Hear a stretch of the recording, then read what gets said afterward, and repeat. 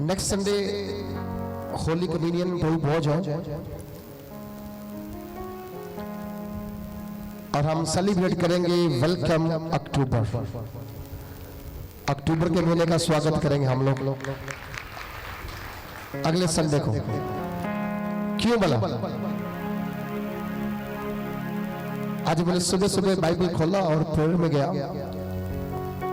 खुदावंद ने कहा 1, 2, 3 दिन अपने आप को पवित्र करो और उसके बाद उसकी हजूर में आओ, तब यहोवा सनई के पहाड़ पर आकर के तुमसे बातें करेगा, तुमसे बोलेगा। लेकिन गलती से भी कोई बंदा पहाड़ के ऊपर चढ़ने की कोशिश ना करे, वहां सिर्फ मूसा ही जा सकता था। अक्टूबर, नवंबर, दिसंबर हम लोग पवित्रता का महीना व्यतीत करेंगे और दिसंबर 25 को खुदावन के सनई पहाड़ के सामने आएंगे और उस दिन जब वो आसमान से पहाड़ के ऊपर आएगा, हम उसके जलाल को अपने जीवन में पाएंगे, उसके जलाल को अपने लाइफ में देखेंगे, उसके जलाल को अपने जीवन में पाएंगे और ब्लेस हो जाएंगे यीशु मसीह के नाम से। हालेलुया! जोर से बोलेंगे हालेलुया। सो प्रभु के नाम की स्तुति हो।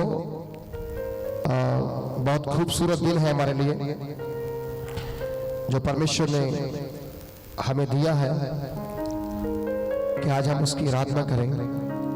पिछले वीक प्रभु की दासी प्रचार कर रहे थे और इनकी 1-2 लाइनें बहुत फेमस हुई। काफी लोगों ने वो सुना जब उसका छोटा सा क्लिप बना करके शॉर्ट डाला गया और बहुत सारे लोगों ने बोला वो क्लिप में बहुत जान थी, वो बहुत ताकत थी कि हम एक हमारी प्रार्थना सुनी जाती है तो दूसरे का पता हम साथों साथ ही चढ़ा देते हैं कि जो भी आ जाए, जो भी आ जाए। जो पहले दिया गया है उसमें कोई वफादारी, कोई ईमानदारी नहीं, नेक्स्ट में फिर आगे बढ़ना है। तो याद रखिए यहोवा भला है, वो दया करने वाला है, लेकिन जितनी दया उसने हम पर की है पहले उसका हमें शुक्राना अदा करना चाहिए। सब बोलो करना, सब बोलो करना। ऐसे करेंगे तो कैसे चलेगा? शुक्राना अदा करना चाहिए नहीं चाहिए? बोलो हालेलुया। सो वही परमेश्वर चाहता है हमसे, वही खुदा रखता है हमसे आशा कि हम लोग वो करें और मैं बिलीव करता हूं कि खुदाबंद करेगा, खुदाबंद करेगा। वो रुकेगा नहीं, पीछे नहीं मुड़ेगा, आगे ही बढ़ेगा और वो अपने बड़े और सामर्थ्य कामों को करेगा। हालेलुया। कल हम बहुत बिजी थे, जहां पर नहीं थे, आउट ऑफ स्टेशन थे और करीब कल हमने सुबह 8:06 से घर में निकले थे, रात को 11 बजे घर में घुसे। कुछ अमृतसर के अंदर हमारे विश्वासी भाई बहन थे, उनको मिलना था, कुछ पासवान थे उनको मिलना था। और सचमुच कल जब हम लोग अमृतसर में सिस्टर घर में गए और जाके उनका घर देखा, वो जो 55 लाख का लिया था, तो बड़ी खुशी हुई खुदा उनका घर देख करके। प्रभु ने सचमुच बहुत ही प्यारा, बहुत ही सुंदर उनको ब्लेसिंग से भरपूर किया और इससे बहुत मन खुश हुआ कि सचमुच जब खुदावन देता है तो फिर वो ऐसा देता है कि आपको अलग ही दिखा देता है। हालेलुया। उनकी टेस्टमनी थी कि उनके घर में जो वहां रहते थे ऊपर छत से क्या कहते थे, मिट्टी गिरती थी। वो कहते थे कि हमें लंगर का खाना खाने के लिए मजबूर किया जाता था कि हम लोग खाते नहीं थे, लेकिन जबरदस्ती हमारे परिवार के लोग कहते थे यही बना है यही खाना पड़ेगा और किचन में नहीं जाना पड़ेगा। और जब कल जाकर देखा प्रभु ने 2 किचन के साथ ब्लेस किया। ऊपर की बिल्डिंग में अलग किचन, नीचे की बिल्डिंग में अलग किचन। हालेलुया। अब कहीं भी ना खाओ, आपको टेंशन लेने की जरूरत नहीं है। सुनो, वचन कहता है यदि हम परमेश्वर की ओर एक कदम चलेंगे तो 10 कदम चलने के द्वारा परमेश्वर मेरे और आपके पास आता है। एक कदम अगर आपने उठाया प्रभु के लिए, एक कदम उठाया आपने प्रभु के लिए, तो प्रभु कहता है कि वो 10 कदम चल करके आपकी ओर आएगा। और जिस दिन वो आपकी ओर आएगा, फिर लोग देखेंगे आपको। आज आप देखते लोगों को, वो कैसा है, वो कैसा है, फिर लोग देखेंगे आपको। भविष्य योशुआ 1:7 के अनुसार तेरा बोल बाला होगा, तू फेमस हो जाएगा। हालेलुया। तेरा होगा बोल बाला होगा, तू फेमस हो जाएगा। परमेश्वर तेरे सारे कामों को सफल करेगा, पूरा करेगा। याद रखना, परमेश्वर आपके साथ है। जीवन में किसी भी कंडीशन में, किसी भी हालात से आप होके गुजर रहे हैं ना, तो डरना नहीं। परमेश्वर आपके संग आएगा, आपके साथ खड़ा होगा, और जब आपको पकड़ेगा वो आपको बुलंदियों पे लेके जाएगा। हालेलुया। सो प्रभु का वचन कहता है कि मुझे और आपको जानना है मेरा परमेश्वर की पहचान क्या है, मेरे खुदा की जब हम वर्शिप करते, आराधना करते, वो कैसा परमेश्वर है। हम जिसके निकट आते हैं वो उसकी क्वालिटी क्या है। और जब आप उसे जानेंगे, पहचानेंगे, पवित्र बाइबल की सच्ची बातों को सुनेंगे, आप कभी भी नीचे नहीं रहेंगे। उसका वायदा, मैं तुम्हें ऊपर ही रखूंगा। हालेलुया, तुम्हें ऊपर ही रखूंगा। सो आइए मिलकर के हम देखें खुदावंद के पाक वचनों को जो प्रभु ने हमें दिए हैं। यूहन्ना की अंजील उसका 14 अध्याय, यूहन्ना की अंजील उसका 14 अध्याय, उसकी 11, 12, 13 और 14 आयत को हमने पढ़ना है। और आज एक मजबूत और गहरा रिश्ता अपने गुरु जी के साथ बना लेना है। गुरु जी के साथ अच्छा मजबूत रिश्ता क्या करना है, कायम कर लेना है। और जब परमेश्वर के साथ हमारा रिश्ता गहरा और मजबूत हो जाएगा, मैं आपसे कहता हूं परमेश्वर हमारे बीच में जो है, जो आ रहा है, जो टच करने जा रहा है, वो फिर आपकी लाइफ को दुनिया के सामने एक एग्जाम्पल के रूप में खड़ा करेगा। उसने अब्राहम को ऐसे खड़ा किया। अब्राहम अपने बाप के घर में छोटे से कारोबार का एक मालिक था, वहां काम करता, बरकत पाता और आगे बढ़ता। लेकिन हुआ क्या, वचन कहता है तुरंत परमेश्वर ने अब्राहम को बोला, अपने माता पिता के घर को छोड़, अपने रिश्तेदारों को छोड़, साथ संबंधियों को छोड़ और मेरे पीछे चल। क्या कर, मेरे पीछे चल, तो मैं तुझे बहुत सारी जातियों का पिता बनाऊंगा, मैं तुम्हें आशीष पे आशीष दूंगा, मैं तुम्हें एक बड़ा जाति घोषित करूंगा, मैं तुम्हें एक बड़ा नेशन बनाऊंगा। और जब परमेश्वर का ये वचन अब्राहम के पास आया और उसने मान लिया, घर से बिना झिझके, बिना जांचे, मेरे पास कुछ है या नहीं है, मैं आगे जा रहा हूं, वहां से कुछ मिलेगा या नहीं मिलेगा, इन सारी बातों का चर्चा छोड़ करके, इन सारी बातों की फिक्र छोड़ करके, टेंशन को घर के बाहर छोड़ करके, जब वो जीसस के पीछे आया, तो वचन कहता है परमेश्वर ने अब्राहम को ऐसे ब्लेस किया कि आज वो पूरे संसार के अंदर एक एग्जाम्पल है। लोग कहते हैं हम अब्राहम की संतान हैं। हालेलुया। और बाइबल कहती है प्रभु यीशु मसीह ने तकी क्या बोला, आज जब भी अब्राहम की संतान बन गया। बाइबल कहती है जब लाजर मरा वो कहां गया, अब्राहम की गोद में गया। इसका मतलब परमेश्वर आपको कुछ एक्स्ट्रा देना चाहता है, कुछ एक्स्ट्रा ऑर्डिनरी आपके साथ करना चाहता है, कुछ ऐसा करना चाहता है जिससे आप और आपका परिवार आपके मोहल्ले के लिए, आपके नगर के लिए, आपके शहर के लिए क्या बन जाए? एग्जाम्पल बन जाए। क्या बन जाए? एग्जाम्पल, उदाहरण बन जाए। हालेलुया। अगर खुदावंद आपको 7 साल बाद बच्चा देता है तो आप दूसरों के लिए क्या है? उदाहरण है। आपकी गवाही ग्रेट है, आपकी गवाही बड़ी है। अगर खुदावंद ने आपको किसी बड़ी चीज के साथ ब्लेस किया तो आपकी टेस्टमनी बड़ी है। आप ग्रेट ब्लेसिंग के साथ प्रभु के पास पहुंचाए गए हैं।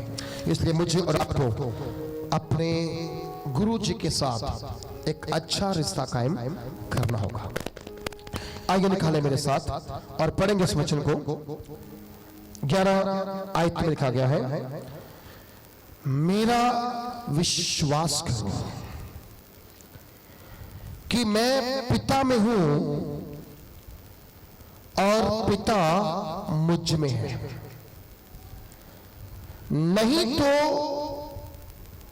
कामों ही के कारण मेरा विश्वास करो। आप सबने मेरे पीछे भी ऊंची आवाज से हाथों को उठा के रिपीट करना। मेरे पीछे दोनों हाथों को उठा के ऊंची आवाज से, ऊंची करेंगे तो फिर आप प्रभु कामों को देखेंगे अपने जीवन के अंदर। मेरा विश्वास करो कि मैं पिता में हूं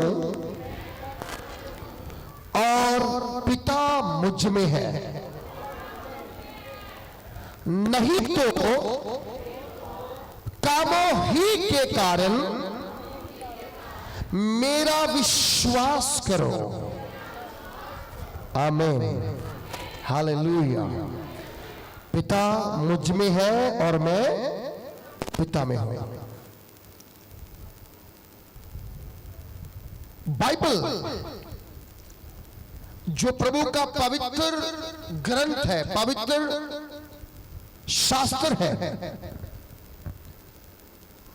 जो हमें परमेश्वर की सेवा में नित्य लेकर आता है। बाइबल परमेश्वर का वो पवित्र वचन है जो उसके मुख से बाहर निकला हुआ है। बाइबल वो परमेश्वर का पवित्र वचन है जिसकी परीक्षा बार बार हुई है और अभी भी हो रही है। लेकिन जितनी परीक्षाओं से ये ग्रंथ बाइबल गुजरा है, उतनी ज्यादा प्रीच, प्रचार पूरे संसार में इसका किया जा रहा है। आपको मालूम, जब तक लोहार के हाथ में ना आए, वो उसे आग की भट्टी में ना झोंके और आग की भट्टी उसे पूरी आग देकर लाल ना करे, जब वो लाल होता है तो जो लोहार है उसे वो अपने तरीके से गोल कर सकता है, चौड़ा कर सकता है, तीखा कर सकता है, जिस प्रकार से चाहे उस लोहे को वो नया आकार देकर, नई शेप देकर अपने काम उसे इस्तेमाल कर सकता है। और जब वो उसे इस्तेमाल करता है तो बाइबल कहती है कि परमेश्वर का वचन जो है उसके अंदर जब आप रहते हैं और सुनते और पढ़ते हैं तो वचन कहता है कि परमेश्वर का कलाम भी आपको आग की भट्टी में डालकर अच्छी तरह से पिघलाता है और फिर यही वचन देने वाला परमेश्वर आपको नया आकार देता है। पहले आप दारू पीते हैं, अब आप दारू पीने वालों कहते हैं भाई साहब दारू पीना बुरी बात है, छोड़ दो, मैं बहुत पीता था, मुझे कुछ प्राप्त नहीं हुआ, अब छोड़ दिया, अब मेरे जीवन में शांति है। आप चोरी करते हैं और उसके बाद जब आपको वो वचन अपनी शेप देता है, अपना आकार देता है, तो आप क्या कहते हैं भाई साहब ये काम करना छोड़ दो, ये काम बुरा है, इसमें इज्जत नहीं है। देख मैं भी ये करता था लेकिन आज मैंने छोड़ दिया और आज मैं यीशु मसीह कदमों में आ गया, आज मेरी नई दिशा, मेरा नया जीवन हो गया। बाइबल कहती है परमेश्वर का वचन जब आप सुनते हैं, जब आप पढ़ते हैं, जब आप इनके साथ चलते हैं, ये वचन आपकी लाइफ में जब उतरता है, एक नया प्रकाश आता है, एक नई रोशनी आती है। और जब नई रोशनी और प्रकाश आता है तो बाइबल कहती है ये वचन आपको नया आकार देता है, नई दिशा देता है, और वो अपनी शेप में आपको बना करके अपना गवाह खड़ा कर देता है। जब प्रभु यीशु मसीह ने जब 14:6 में कहा मैं मार्ग हूं और मैं सत्य हूं और मैं जीवन हूं और बिना मेरे कोई पिता के पास जा नहीं सकता, तो इसमें थोड़ी देर के बाद क्या हुआ, उसकी साथ में यदि तूने मुझे जाना होता तो मेरे पिता को भी जानते और अब उसे जानते हो, देखा भी। बेटा माइक चेंज कर दो मेरे, उसे देखा भी है। और 8 में कहता है फिलिप्पुस ने उसे कहा हे गुरुजी, ये प्रभु पिता को हमें दिखा।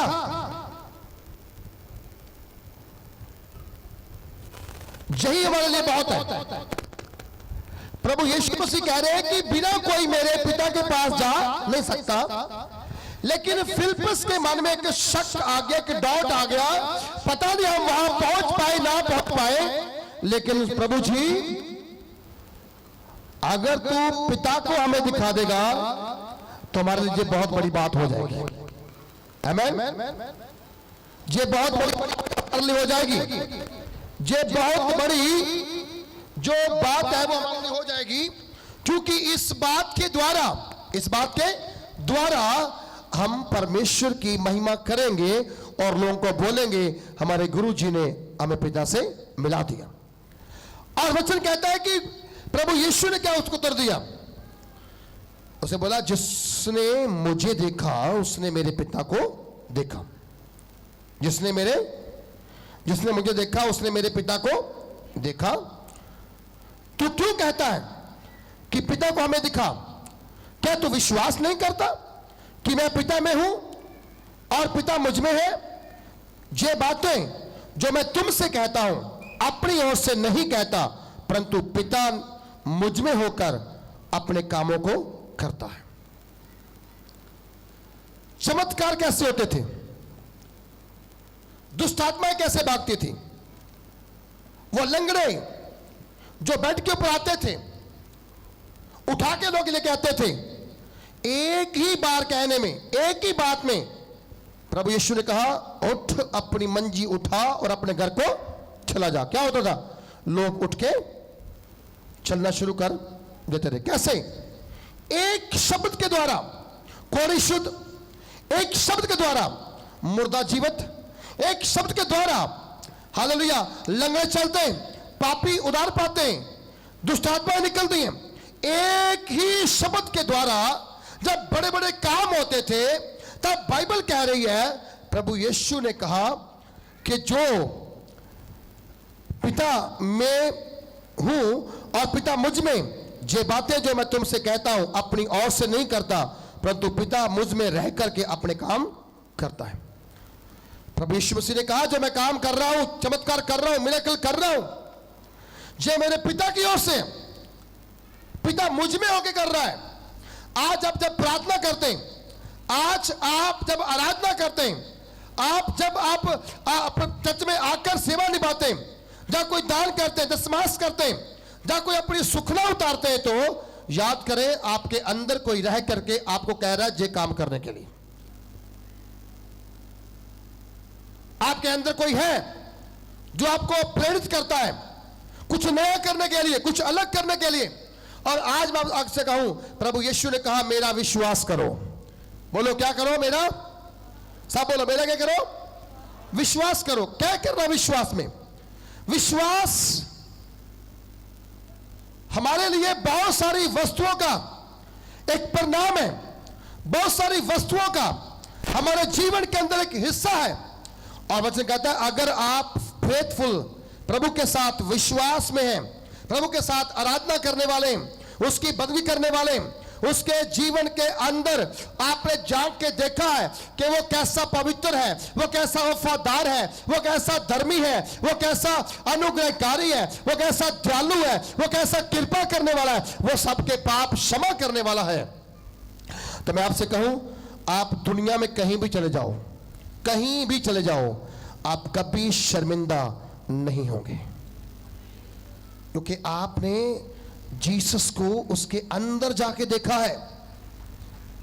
ध्यान से सुनना, प्रभु यीशु मसीह को अपने नजदीक लाके देखो, उसके नजदीक आके देखो, उसका प्यार चख के देखो, उसकी बातें सुन के देखो, उसके वचन की महक देखे।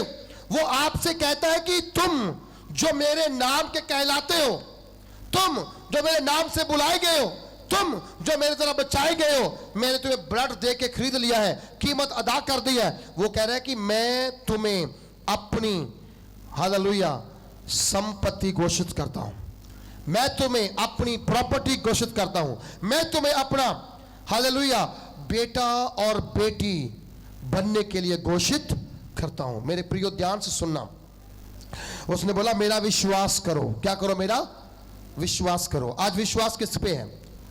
मनुष्य का विश्वास मनुष्य के ऊपर है, परमेश्वर के ऊपर कम है। अगर आपका विश्वास परमेश्वर के ऊपर कम है और ज्यादा विश्वास आपका मनुष्य के ऊपर है, तो मैं आप एक बड़ी बात आपको क्लियर बोल जाता हूं, आप हमेशा शर्मिंदा ही होंगे। अगर आपका फेथ प्रभु यीशु मसीह के ऊपर है और आप हर समय क्रॉस को देखते, क्रॉस में क्या है, तो याद करना, ये क्रॉस एक दिन आपकी सारी शर्मिंदियों को उठा चुका है। आज से 2023 साल पहले जीसस ने आपकी सारी लज्जा, सारी शर्मिंदगियां, सारी परेशानियों को उसने उठा करके क्रूस के ऊपर टांग दी। उसने बोला अब से तू शर्मिंदा नहीं होगा, अब तू जब जब मुझे देखेगा तेरा मुंह काला नहीं होगा, परंतु तू ज्योति के समान चमकना शुरू हो जाएगा। हालेलुया। तू ज्योति के समान क्या हो जाएगा? चमकना शुरू हो जाएगा। और मुझे आपसे एक बात बड़े धैर्य से, बड़ी हिम्मत से बोल दी है कि आपको अगर विश्वास करना है तो पहले आपको ढूंढना होगा who is a faithful person. कौन है वो विश्वास योग्य व्यक्ति जिसके ऊपर मैं भरोसा कर सकता हूं? कौन है वो व्यक्ति जिसके ऊपर मैं फेथ कर सकता हूं? मालूम क्यों? क्योंकि वचन कहता है फेथफुल दुनिया के अंदर किसी के साथ जुड़ा नहीं, सिर्फ प्रभु यीशु के साथ जुड़ा है। उसने बोला मैं वफादार हूं। मैं क्या हूं? बोलो, मैं क्या हूं? कलीसिया बहुत डीले हैं आप लोग। मुझे समझ नहीं आती कि आप लोग प्रार्थना घर में करते कि नहीं करते। मुझे समझ नहीं आता कि आपका लगाव प्रभु यीशु मसीह के साथ है कि नहीं है। मुझे लगता नहीं कि आप लोग जगते हुए चिराग हो, लगता है आपका तेल खत्म हो चुका है और आपकी बत्ती गुल हो चुकी है और यीशु भी जल्दी आने वाला है, फिर आप धरती के ऊपर चक्रों पड़े रहेंगे। आपको वचन को डिक्लेयर करना नहीं आता,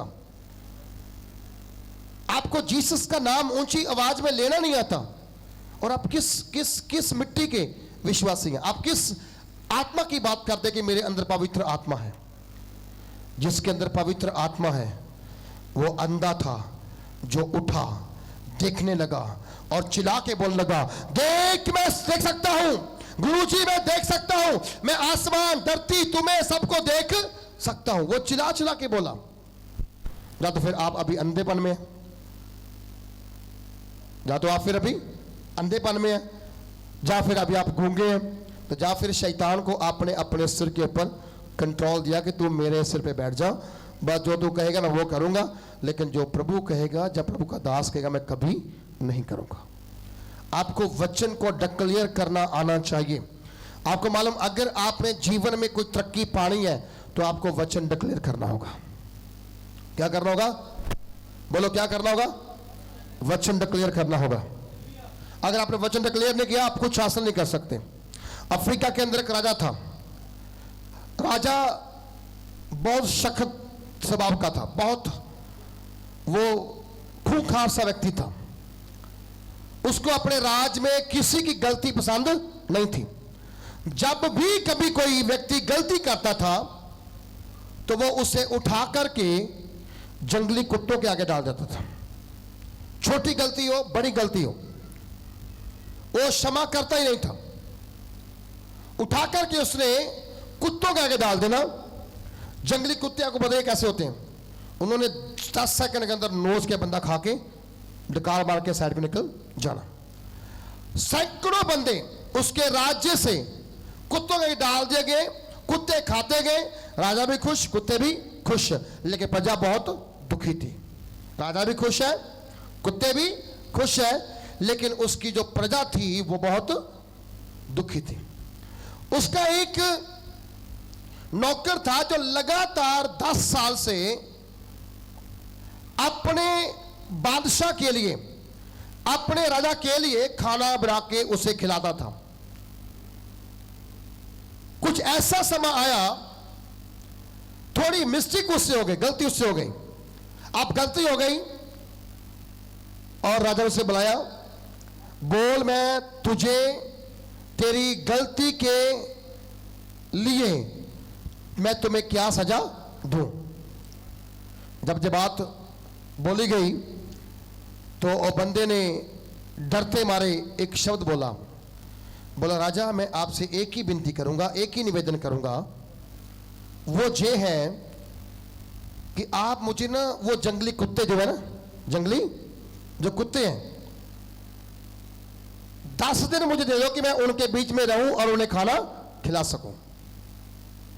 अब 10 साल और 10 दिन की बात हो रही है। 10 साल एक के राजे को खाना खिलाया गया और 10 दिन एक कुत्ते को खाना खिलाने के लिए मदद मांगी जा रही है।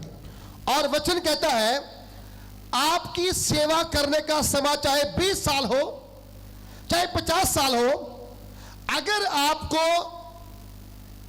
खुश करना प्रभु को नहीं आया, कोई फायदा नहीं है। राजा ने बोला ठीक है जाओ सेवा करो। उसने डेली जाना, खाना बनाना, मीट बनाना, कुत्तों को जाकर डालना, कुत्तों ने खाना और कुत्तों के बीच उसने खड़ा होना। धीरे धीरे कुत्ते उसके फ्रेंड बन गए। क्या बन गए? फ्रेंड बन गए। अब 1 दिन गया, 2 दिन गया, 3 दिन गया, 4 दिन गया, हफ्ता बीत गया, 10 दिन पूरे हो गए। तो राजा ने कहा अब तेरी डिमांड जो थी पूरी हो चुकी